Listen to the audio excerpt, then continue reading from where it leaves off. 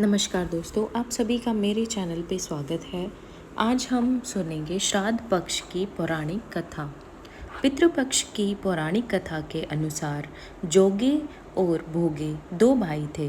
दोनों अलग अलग रहते थे। जोगे धनी था और भोगे निर्धन। दोनों में बड़ा प्रेम था। जोगे की पत्नी को धन का अभिमान था, किंतु भोगे की पत्नी बड़ी सरल हृदय की थी। पितृपक्ष आने पर जोगे की पत्नी ने उससे पितरों का श्राद्ध करने के लिए कहा तो जोगे इसे व्यर्थ का कार्य समझकर टालने लगा।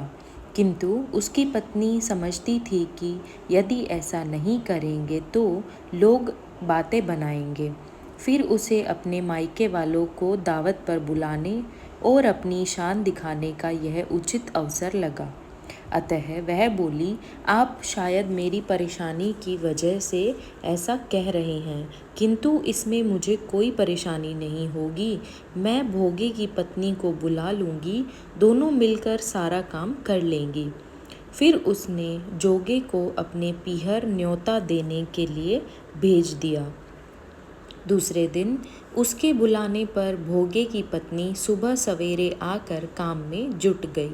उसने रसोई तैयार की, अनेक पकवान बनाए, फिर सभी काम निपटा कर अपने घर आ गई। आखिर उसे भी तो पितरों का श्राद्ध तर्पण करना था। इस अवसर पर न जोगे की पत्नी ने उसे रोका, न वह रुकी। जल्दी ही दोपहर हो गई। पितर भूमि पर उतरे। जोगे भोगे के पितर पहले जोगे के यहाँ गए तो क्या देखते हैं कि उसके ससुराल वाले वहाँ भोजन पर जुटे हुए हैं। निराश होकर वे भोगे के यहाँ गए। वहाँ क्या था, मात्र पितरों के नाम पर अगियारी दे दी गई थी।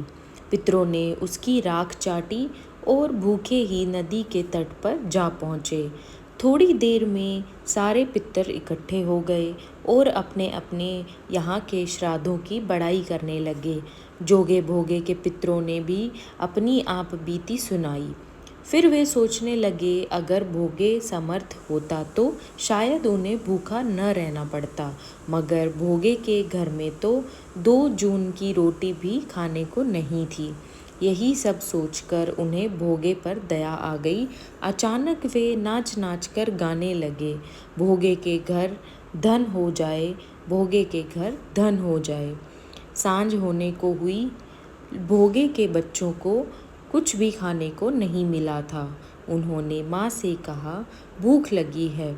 तब उन्हें टालने की गरज से भोगे की पत्नी ने कहा, जाओ, आंगन में होदी औंधी रखी है, उसे जाकर खोल लो और जो कुछ मिले बांट कर खा लेना।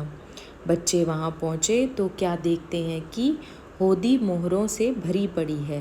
वे दौड़े दौड़े माँ के पास पहुँचे और उसे सारी बातें बताई। आंगन में आकर भोगे की पत्नी ने यह सब कुछ देखा तो वह भी हैरान रह गई। इस प्रकार भोगे भी धनी हो गया, मगर धन पाकर वह घमंडी नहीं हुआ। दूसरे साल का पितृपक्ष आया।